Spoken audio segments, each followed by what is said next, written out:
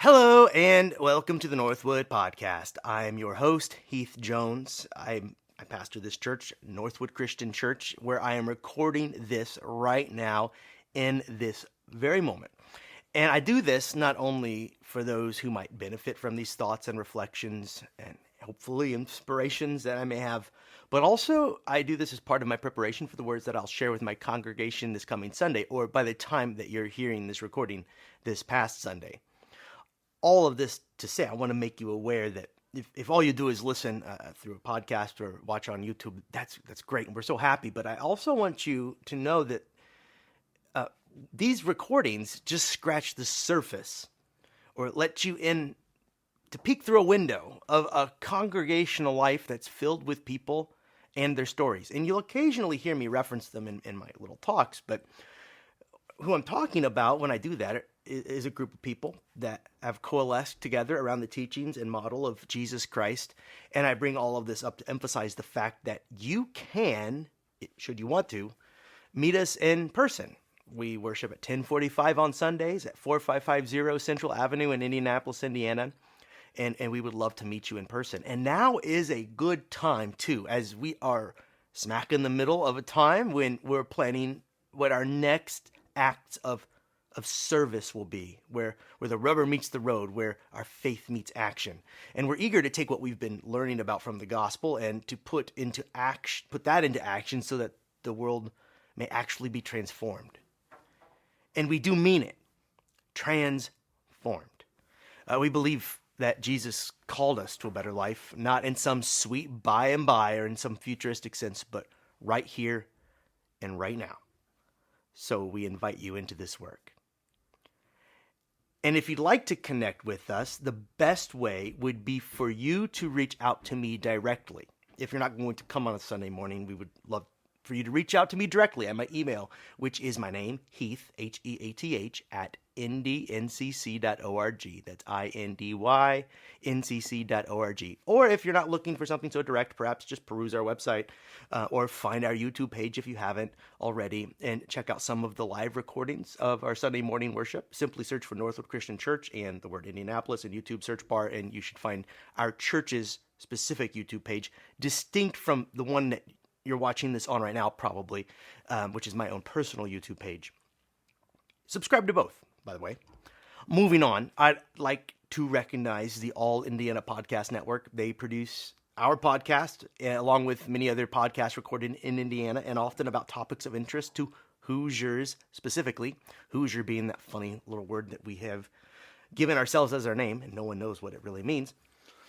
Either way, if you are from the state or from the outside and just curious, please check them out. There's something for everyone, even if you aren't from Indiana. And the topics range from sports to politics to religion to gardening. They run the gambit from super serious to super silly. So please peruse them at your leisure. You can find them at www.wishtv.com/podcasts. That's wishtv.com/podcasts. Lastly, before we move into the meat of this episode, here's your friendly reminder to like, subscribe, or follow us by way of whatever app you use to find us. If it's YouTube, subscribe to our channel. If you're watching this right now, just pause and subscribe to my channel or our church's.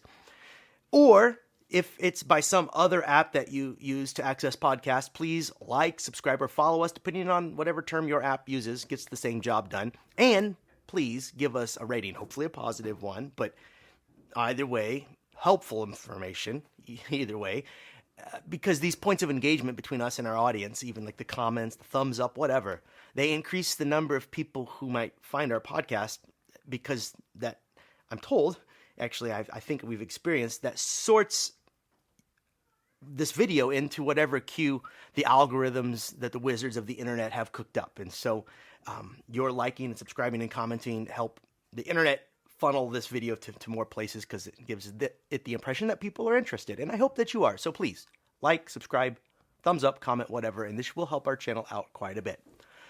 Moving on, here in a moment we'll be considering a parable found in the Gospel of Matthew in chapter 25. But first, we need to pause for some ads for our podcast audience. If this means you, we'll catch you after the break. 2, 3, and we're back. And today's scripture passage is found in the Gospel of Matthew, chapter 25, and we will be reading verses 1 through 13. It's Matthew chapter 25, verses 1 through 13, and it reads, "Then the kingdom of heaven will be like this. 10 young women took their lamps and went to meet the bridegroom. 5 of them were foolish, and 5 were wise. When the foolish took their lamps, they took no oil with them, but the wise took flasks of oil with their lamps. As the bridegroom was delayed, all of them became drowsy and slept.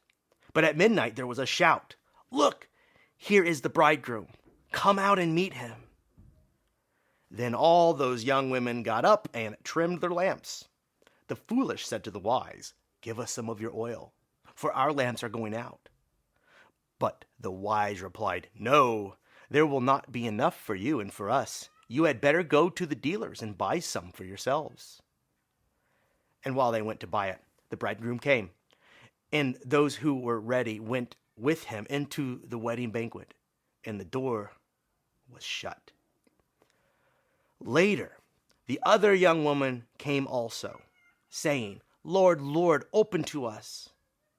But he replied, 'Truly I tell you, I do not know you. Keep awake, therefore, for you know neither the day nor the hour.'" Every now and again, I'll find myself drifting through YouTube videos. Maybe that's what you were doing before you started watching this one, but it's a sort of the virtual equivalent of twiddling our thumbs, isn't it? But you've done it, I've done it, probably you've done it. I do it, and sometimes my eyes will light upon a video within minutes or hours of starting, and sometimes the video is hours long of vintage TV ads. Some are very old, of the Where's the Beef variety, black and white or early versions of color, and then some are newer from my own childhood, ones I can vaguely remember watching growing up. I grew up in the 80s and the 90s, to give you some frame of reference, which, if you think long enough about it, should call to mind an old classic. And I'm thinking here of the "This is your brain on drugs" commercial. I'd be sitting there on a Saturday morning watching my cartoons when a man with a super serious voice talked over a disembodied hand holding a single egg. The voice would say, "This is your brain." The child would then note the whole intact egg. Then the voice would continue, "You know it. This is your brain on drugs." And the hand would then crack the egg over a skillet, emptying its contents out into the pan where it would sizzle and pop. And the point was clear, probably to us all. It was certainly clear to me at the age of 10. The point seemed to be, if you do drugs, whatever drugs, your head will crack open, your brains will fall out, and then sizzle as if over a fire.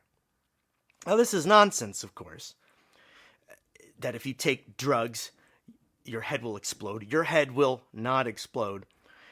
Even the serious drugs will leave your skull more or less intact. And while many drugs used for recreational purposes have many detrimental effects, I'm not aware of any that will turn your gray matter into a literal pile of sizzling egg white-like goo. So upon retrospection, my peers and I have found these commercials to be a bit, how shall we say it, over the top, exaggerated, extreme, which was on purpose, which was the point. The point was to jar, to rattle, to catch my attention, but to jar my 12-year-old self into an awareness that some drugs will wreck your life. While they may not literally fry my brain, like the commercial more than suggests, some will addle my thoughts and fundamentally change me, sometimes in very unpleasant ways. And maybe you have a relative. I suspect that you, the listener, will know someone who struggles with or has succumbed to an addiction. Or maybe you yourself struggle with an addiction or succumbing to. Or maybe you found freedom from. Either way, you know that this is serious business, which is the point of the commercial with the egg. To take it too literally is to miss the point. I say all of this to make an important point about Jesus' parables. They, like the Your Brain on Drugs commercial, use over-the-top imagery and bombastic language and wild imagery to hammer important points home.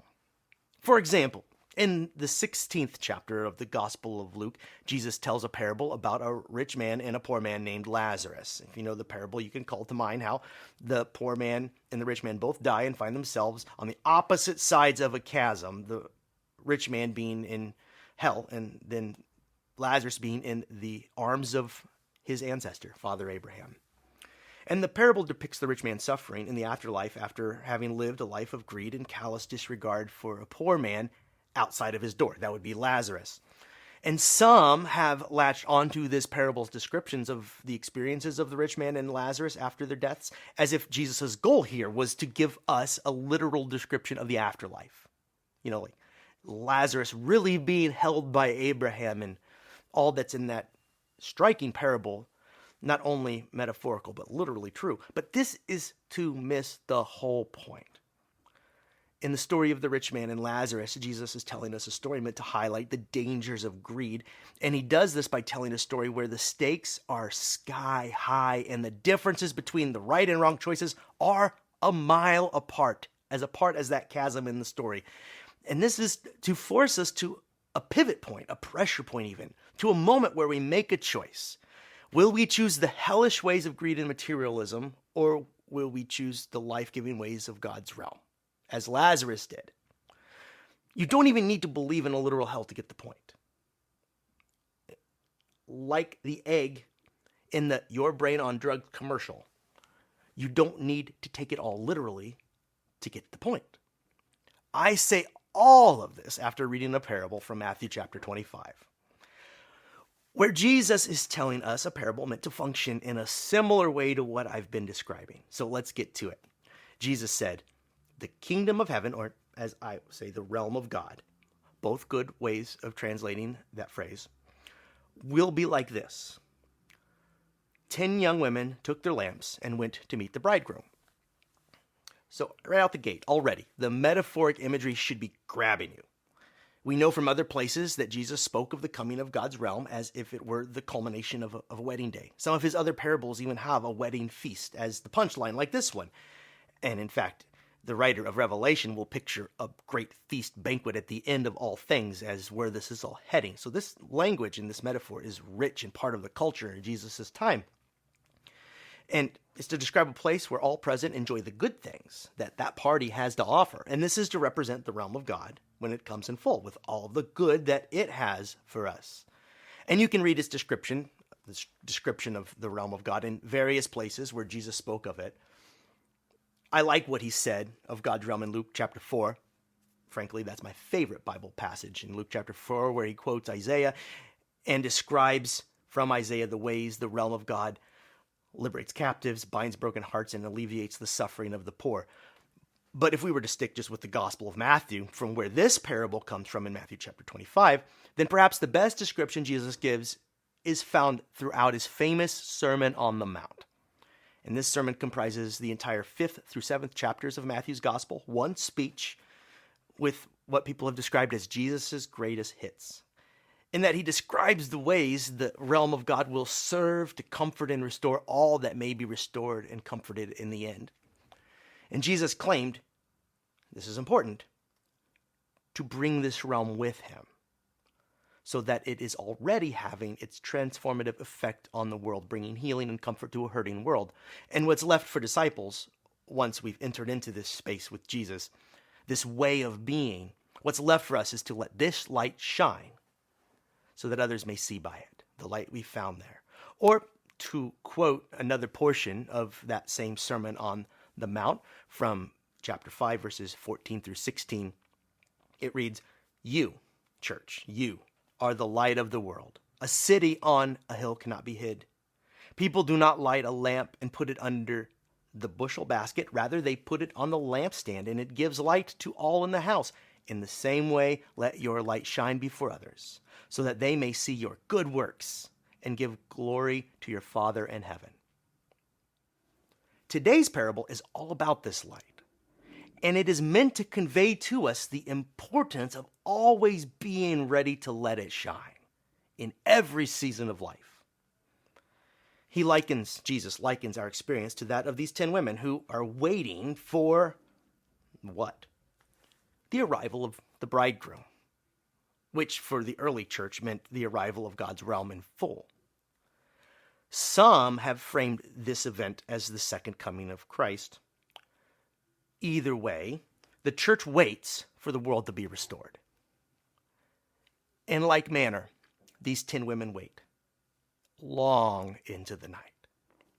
Have you ever had to wait at the reception for the bride and groom to finish up with their pictures? Maybe you're at the place where the reception is and the food is sitting in the warmers off to your right and the mints and the nuts on the table, well, they're no longer cutting through the hunger, and that's bad enough. But these women in the parable have been waiting, and now the hour is midnight.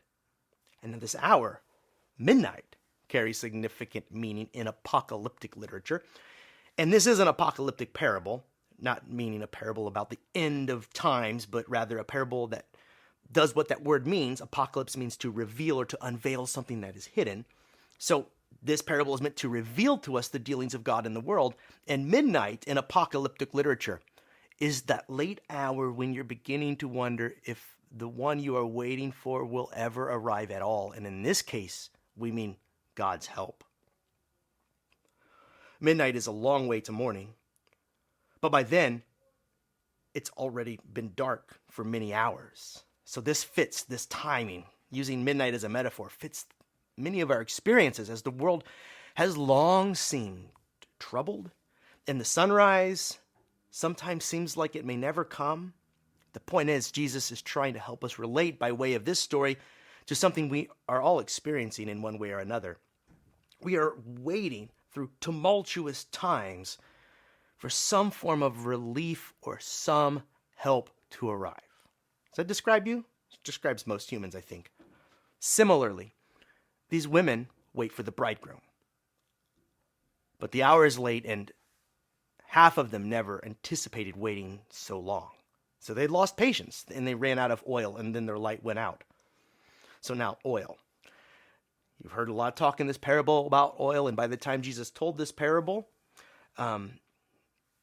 oil, as in oil that you'd put in a lamp in your house, that kind of oil and light, had become metaphors for good works and deeds. That's what's alluded to in what the passage I read earlier from Matthew chapter 5, about letting our light shine by our good works. And Levitical law required that the people would always keep an oil lamp burning in the temple to remind them of this, that they were a people whose good works and deeds were to shine out for surrounding peoples to see, a light to the nations.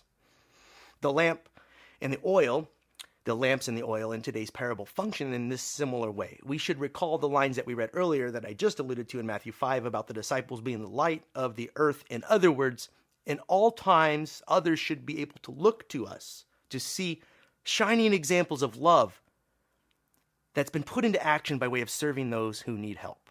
That's the oil, that's the light, that's the works, and that's what people see. Work done in the name of love. But there is this caveat. While we toil in the meantime, we anticipate a time in the future, we hope soon, when the realm of God will be realized in full. When the sorrow and suffering we see in this world will cease. Ceasefires and global conflicts, no more hunger, the dream. As I was saying, we are told that good times are coming. But we, like the women in today's story, have been waiting for so long. And many of Jesus' disciples believed that they would live to see the coming of God's realm in full, which they didn't. But as time went on, some became less sure, as you can understand. Some began to doubt if it would ever come, and so they let their lights go out. Even in the time of Jesus, they lost their fire, some of them. Perhaps they thought, what's the point? The world's been this way as long as we can tell, and our parents say it was this way before they got here. So let's just lie down and take a nap, metaphorically speaking, of course. In our parable, it's quite literal. They go to sleep, and when the groom arrives, they're caught off guard. It's like catching my kids playing when they ought to be picking up their room. but once I get there, too late. It's as if to say, you cannot manufacture courage, resiliency, and the determination to stick to the good fight, which that oil and that light represent. You either have to discover that you have those things in the context of the struggle, or you discover that you don't. And those 5 women who kept their lamps ready represent those who stuck to the good fight, even in the dead of night, even as midnight approached and overwhelmed them, even when it felt like their help would never come, even when they just had nothing to do but doze off and go to sleep. They still kept the good works, the oil, the light, the good work in the world. They kept it going in the face of the darkness. And the 5 who were not prepared and let their lights go out, well, these represent those of us, me too, who lose heart or focus, or more likely, we've grown complacent or resigned to a world that is spiraling out of control. In modern times, perhaps this parable should conjure up images of complacent consumers biding their time with leisure and distractions until our life's close. And these, us, when we're in that frame of mind, we miss the realm of God when it arrives because we're so consumed by the concerns of humanity's old ways and its diversions and distractions, its hatreds and its fears and all that goes with it. So consumed by that we miss the good when it arrives. Again, remember the egg and the drug prevention commercial?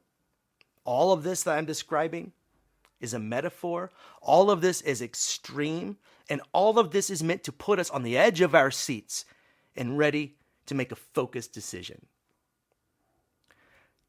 Chances are you or I do not fit with either one of these extremes. Our lamps are not wholly dry of oil or very full, but somewhere in between. We've just grown a bit complacent. We've not wholly checked out, but let's just say that we have been discouraged of late. And this parable then casts the choice as a decision between 2 polar opposite directions for our lives. Things may not be quite that dire, but that isn't the point. The point is to force us to make a choice to recommit to the good work that needs doing in this world in the name of Jesus. And so we are given these 2 opposite extremes: no oil, light out, darkness, versus full on light, let it shine. Strive for one pole or the other, and the parable finds us at a perfect time. Dare I say providential time. I'll stick with perfect for us at Northwood. For right now, in this season, as I speak, we are deciding how we may let our light shine. It's as if we are sitting torn between this decision and this parable, wondering if we will go towards the light or continue to sit on our hands. And we've just spent weeks considering some of Jesus' teaching regarding money, possessions, and resources, with the question before us, how is God calling us to use these resources to get up and to walk and to do good in the world, to let our light shine, to fill up our lamps with oil, to create around us the world God desires, one where, at least in microcosm, the poor are fed and clothed, and where a community is healthy and where enemies are reconciled. Peace, joy, laughter. We want it all at Northwood. So we've been discussing these things with the question, how can we use what resources we have to bring a little more light into the world? And now this is beginning to sound like the discussion today's parable is wanting us to have about how much light we have left to shine.